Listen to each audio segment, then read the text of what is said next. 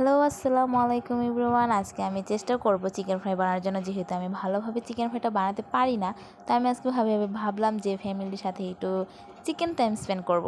তো সেই কারণে আমি একটু চিকেন ফ্রাইটা বানানোর চেষ্টা করছি। তো আমি ভালোভাবে চিকেনটাকে ভালোভাবে ওয়াশ করে নিয়েছি। নেওয়ার পরে তারপরে এখানে আদা রসুন বাটা দিয়ে দিলাম, মরিচ গুঁড়ো দিয়ে দিলাম, জিরা গুঁড়ো দিয়ে দিলাম। তারপর সামান্য একটু 1 চামচ সয়া সস দিয়ে দিলাম। যেহেতু সয়া সসে অনেক একটু লবণ থাকে, তো সেই কারণে আমি লবণটাকে বুঝে সামান্য পরিমাণে দিয়ে দিলাম। তো তারপর এটাকে ভালোভাবে চিকেনের সাথে ম্যারিনেট করে নিলাম। তো ভালোভাবে ম্যারিনেট করার পরে আমি এটাকে 1 ঘন্টার জন্য রেস্ট নিলাম। আপনারা চাইলে 2-2.5 ঘন্টা রাখতে পারেন। যেহেতু আমাদের সময় কম ছিল, সে কারণে আমি জাস্ট 1 ঘন্টা রেখেছি। তো তারপর পরবর্তী স্টেপে আমি যাচ্ছি।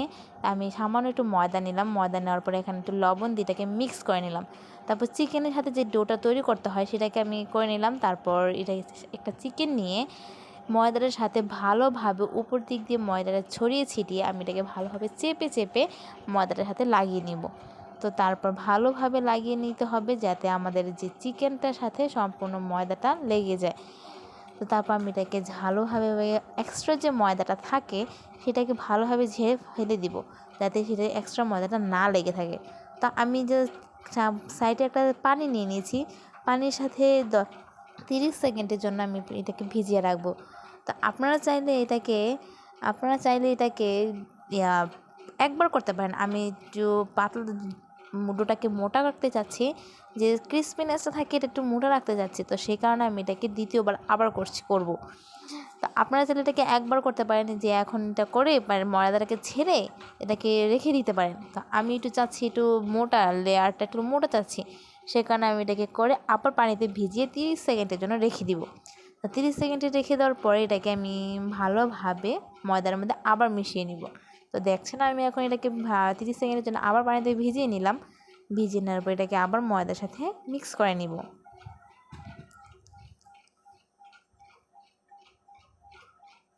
ভালোভাবে এটাকে চেপে মিক্স করে নিব, যাতে আমাদের ডোটা ভালোভাবে মিক্স হয়। তো এটাকে ভালোভাবে মিশিয়ে নিচ্ছি। তারপর দেখবেন আপনার এটা কী ফলাফল হচ্ছে। তো এটাকে যে এক্সট্রা যে ময়দাটা থাকে সেটা আমি ফেলে দিব এখন, যাতে আলগা যে ময়দাটা লেগে থাকে সেটা না লেগে থাকে। তবে আপনাদের সুবিধার্থে আমি এটাকে দ্বিতীয়বার করে দেখাচ্ছি, যাতে আপনারা বুঝতে পারেন এটাকে কীভাবে কী করতে হয়। এটাকে ভালোভাবে চেপে নিব, চেপে এটাকে ময়দার হাতে মিক্স করে নিব। তো এখন এটাকে এক্সট্রা ময়দাটা ঝেড়ে পানির সাথে আবার মিশিয়ে নিচ্ছি। মিশিয়ে নিয়ে 30 সেকেন্ডের জন্য রেখে এটাকে আবার উঠিয়ে ময়দার সাথে মিশিয়ে নিব, যাতে এটা ভালোভাবে লেয়ারটা একটু মোটা হয়।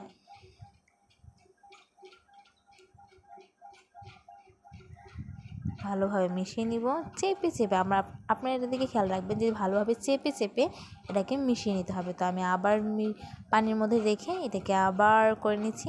তো আমার এটা করা হয়ে গেছে। তো আমি চুলার মধ্যে একটা তেল গরম করতে দিয়ে দিয়েছি। তো আমি ওখানে আমরা চলে যাই। তেলটা মিডিয়াম আঁচে রাখবেন, সামান্য মিডিয়াম আঁচে রাখবেন। মিডিয়াম আঁচে রেখে তেলটাকে গরম করে চিকেনটাকে ছেড়ে দিবেন, যাতে এটা ভালোভাবে ভিতরের চিকেনটা সিদ্ধ হয় ভালোভাবে। আমরা যদি হাই লোতে দিয়ে রাখি তাহলে আমাদের চিকেনটা ভিতরটা সিদ্ধ হবে না, বাট সামনেরটা পুড়ে যাবে। তো সেই কারণে আমি এটাকে ভালোভাবে লাল মিডিয়াম আছে লাল করে ভেজে নিয়েছি, যেন আমার ভিতরে চিকেনটাকে ভালোভাবে মিক্স হয়। সো থ্যাংক ইউ এভরিওয়ান আমাদের সাথে থাকার জন্য।